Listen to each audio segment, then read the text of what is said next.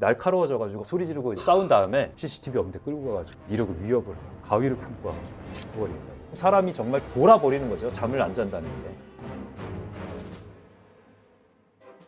안녕하십니까. 오늘은 달인을 초대했습니다. 전문가 초대석이고요. 20년간 응급실에서 많은 생명을 살리고 계시는 교대 근무의 달인 최석재 교수님을 모셨습니다. 안녕하십니까? 네, 안녕하십니까. 20년간 야간 교대 근무의 달인으로 최석재라고 합니다. 반갑습니다. 반갑습니다. 뭐 야간 근무하시는 직종이 꽤 많죠. 9 to 6로 이렇게 네. 낮에만 근무를 하시는 분들이 있는 게 아니라 저랑 같이 근무하는 간호사분들도 네. 마찬가지고 뭐 구조사분들도 그렇고 119 구급대원분들도 정말 밤에 고생하시는 대표적인 분들이고요. 경찰 같은 이런 행정 업무 하시는 분들도 밤에 정말 고생 많으시고 특히 주치자들 때문에 경찰 소방대원들 고생하시는 거 보면 참 마음이 안쓰러울 때가 많은데 약사님들 중에서도 야간 담당하시는 약사님들 계시잖아요, 병원에. 예, 맞습니다. 네, 그래서 그런 분들도 다 밤에 고생을 하시고 계시고 살면서 문제가 생기는 부분들 이런 것들이 다 또 밤에도 일어날 수가 있기 때문에 그렇게 밤을 담당하시는 분들이 사회에 있을 수밖에 없는데 이분들이 평생에 가져가야 되는 어떤 큰 위해 야간 근무의 바람성이라는 거죠. 야간 근무를 할 수밖에 없는 분들이 계시고 이게 어떻게 보면 사회에 봉사하시는 분들이 많이 계시는 것 같습니다. 그런데 왜 WHO에서는 이군 발암물질로 이 야간 교대 근무를 지정했을까요? 그거는 연구를 통해서 야간에 근무를 하는 사람들이 암이 잘 걸리더라를 증명을 한 거죠. 너무 슬픈 2군 일인데. 발암물질이라는 거는 사실 1군이라고 했을 때는 인간한테 증명된 발암물질이라는 뜻이고요. 이 A군은 이제 동물에서 발암성이 증명이 된 거고 이 B군은 그럴 수도 있다라는 거기 때문에 조금 다르긴 한데 어쨌든 동물에서 잠을 재우지 않고 지속적으로 괴롭히면 암성이 올라간다. 근데 생각해보면 너무 당연한 거잖아요. 네. 우리가 자율신경계라는 개념을 이해를 하고 있고 잠을 박탈한다는 게 우리의 신경계에 얼마나 큰 영향을 주는지를 이해를 한다면 사실은 뭐 너무 당연한 얘기라고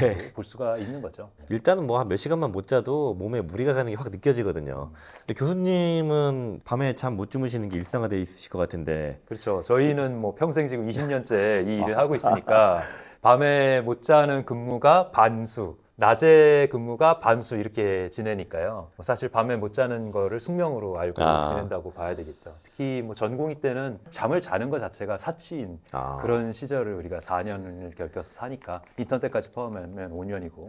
그래서 그 시기 동안은 정말 힘들긴 힘들었습니다. 아주 특별한 뭐 건강상에 뭐 부담되거나 너무 피곤해서 이거 못 해먹겠네 그런 생각은 안 드십니까? 사실 그 잠을 못 잔다는 게 사람을 정말 피폐하게 네. 만들잖아요. 저만 해도 잠은 안 재우지 먹는 거가 불규칙해지는 수준이 아니라 먹을 기회 자체가 별로 없다가 밤에 밥 먹을 때는 한 공기만 먹으면은 너 일 안 했냐 이런 소리 들으면서 두 공기 먹이지 막 이러면서 막 엄청 불규칙하게 또 좋은 음식 먹냐 하면 또 그렇지도 않고 막 이러니까 빨리 드셔야 되니까요. 빨리 먹어야 되고 뭐 수술장에서 인턴 때는 막 옆에 짜장면 시켜놓으면 다 불어가지고 먹을 수도 없게 되니까 면은 안 시켜요. 항상 밥으로 시키고 이런 식으로 하는 그런 문제가 있었는데 그런 것들을 겪다 보니까 또 야간에는 이제 병원에서 밥을 줄 수는 없으니까 주는 게 딱 정해져 있습니다. 김밥. 쉬어가지고 살짝 이제 냄새가 나기 시작하는 그렇죠. 아침에 만들었기 때문에 저녁에는 쉬어 있단 말이에요. 이렇게 두 줄이랑 컵라면 하나랑 계란 2개. 이게 이제 인턴 선생님의 식사란 말이죠. 전공 1, 2년 차 때도 사실 그걸로 연명합니다. 내려가서 밥 먹을 시간이 없으니까 환자는 계속 밀려 들어오고 1, 2년 차는 계속 환자를 봐야 되니까 그러다 보면은 뭐 밤 근무할 때는 뭐 자는 게 사치고 새벽 2시까지는 환자가 계속 밀려오고 3시, 4시까지 정리가 끝나면 6시부터 의국회의를 하니까 그 2시간 동안 의국회의 때 발표할 준비를 또 해야 된단 말이에요. 오 마이 갓. 그러면 졸면서 하면서 이러면서 의국회의 준비를 하고 막 이렇게 사니까 사실은 인간의 삶이 아니죠. 그러다 보면은 막 날카로워져가지고 어떤 상황까지 벌어지냐면 전공의끼리 싸우는 건 당연히 일상다반사고요. 왜 이것도 안 해놓고 전화했냐 막 이러면서 싸우죠. 응급의학과에 이제 화풀이 하는 거예요. 미치겠으니까. 자기가 죽겠으니까. 나중에는 어떤 상황까지 벌어졌냐면 자기네 과 아닌데 불렀다라는 이유로 격앙이 돼가지고 막 소리 지르고 이제 전화로 싸운 다음에 가위를 품고 와가지고 너 죽여버리겠다고. CCTV 없는데 끌고 가가지고 이러고 위협을 하고 이러는 일까지 막 벌어졌어. 그러니까 그만큼 사람이 정말 돌아버리는 거죠. 잠을 안 잔다는 게. 그런 상태에서 환자를 보고 있는 게 사실은 말이 됩니까?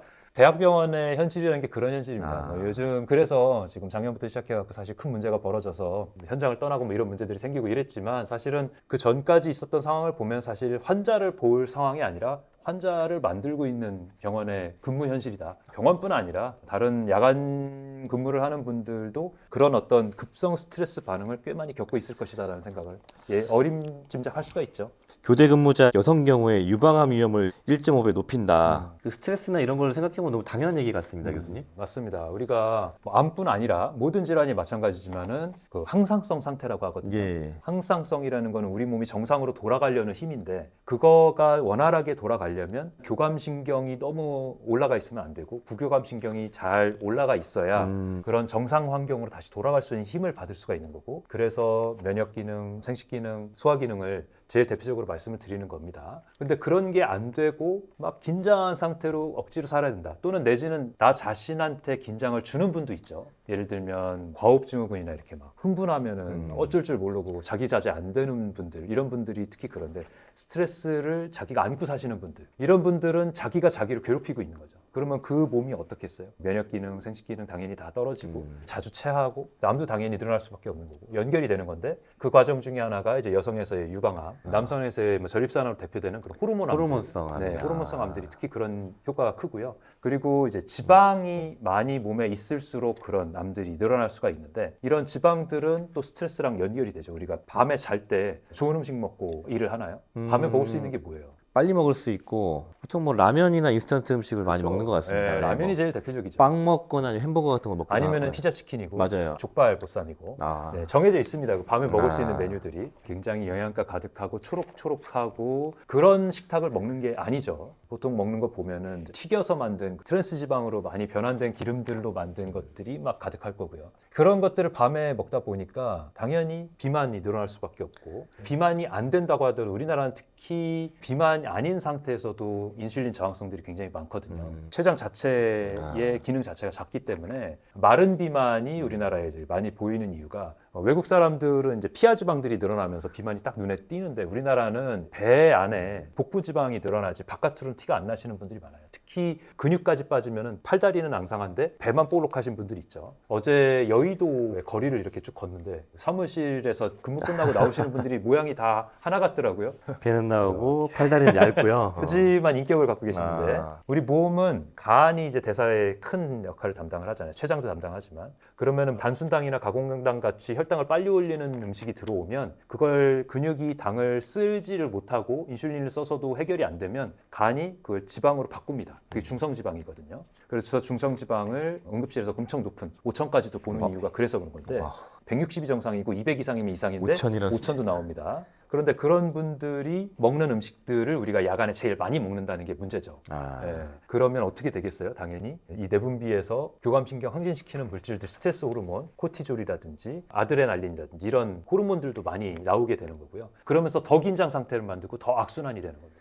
중성지방이 5천까지 올라가고 막 그런 정도면은 심장에도 부담이 많이 되겠는데요. 당연히 지방이 혈관에 너무 많이 떠다니면 혈관이 쉽게 막히고 망가지기 쉬운 상태인 거죠. 중성지방은 그거 자체가 직접적으로 막는 역할을 하는 건 아닌데 그 중성지방이 많이 있으면 혈관에 염증 반응을 일으킬 가능성이 더 올라가는 거기 때문에 중성지방이 올라가는 걸 특히 막아야 되고요. 그게 고지혈증의 주요 파트 중에 하나죠. 식습관만 한 3일만 바꿔도 중성지방은 툭툭툭 떨어집니다. 네. 기름진 음식뿐 아니라 단순당, 가공당, 빵떡면으로 대표되는 음식들을 피하기만 해도 금방 떨어지는 수치라는 거를 생각을 하시고 고지혈증 중에서 특히 중성지방이 높게 나오신 분들은 식생활 습관을 바로 바꾸셔야 돼요. 예. 그러면은 아까 말씀드렸던 교대 근무자분들이 암 외에 다른 조심해야 될 질환도 있나요, 교수님?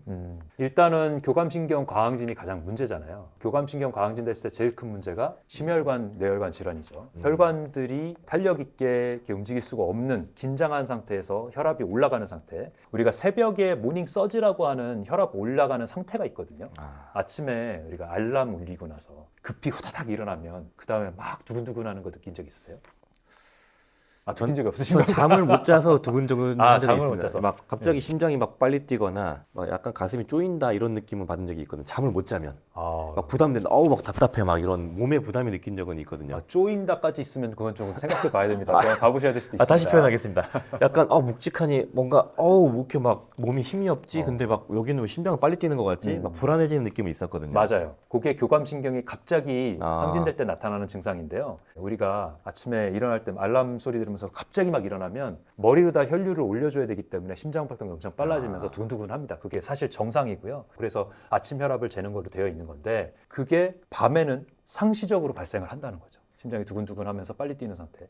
그런 상태에서는 심혈관 질환, 뇌혈관 질환이 발생할 확률이 급격하게 올라갈 수밖에 없는 거죠. 잠을 충분히 자고 몸이 이완된 상태를 항상 유지를 하는 것이 혈관 질환에 중요한데 그렇지 않고 업무 스트레스를 받을 때 막 컴퓨터 앞에서 항상 앉아가지고 막 실적 압박을 받고 이런 분들은 밤에 깨 있는 것만큼이나 낮에도 스트레스 받고 있는 거죠. 그럴 때에 이제 이런 심혈관 질환 어택 같은 게 많이 오고 기온 바뀔 때 갑자기 추워지는 거나 새벽에 이럴 때에도 혈관에 과한 스트레스가 오면서 혈관 어택, 심장 어택들이 자주 오게 되고요. 담배 피울 때도 담배에 있는 일산화탄소나 니코틴 같은 물질들이 교감신경 확 하고 항진시키는 물질들이기 때문에 이런 중독성 물질이기도 하지만 교감신경 올리는 물질들이기도 합니다. 야간 근무를 지속적으로 하시는 분들은 심혈관, 뇌혈관 질환에 대해서도 주의를 해야 되고요. 네. 그래서 야간 근무하는 사람들은 건강검진을 좀 특별하게 합니다. 네, 건강검진을 야간 근무 특수검진이라고 해가지고 심혈관 질환, 뇌혈관 질환에 더 적극적으로 확인할 수 있는 부분들을 검사를 하게 되어 있어요.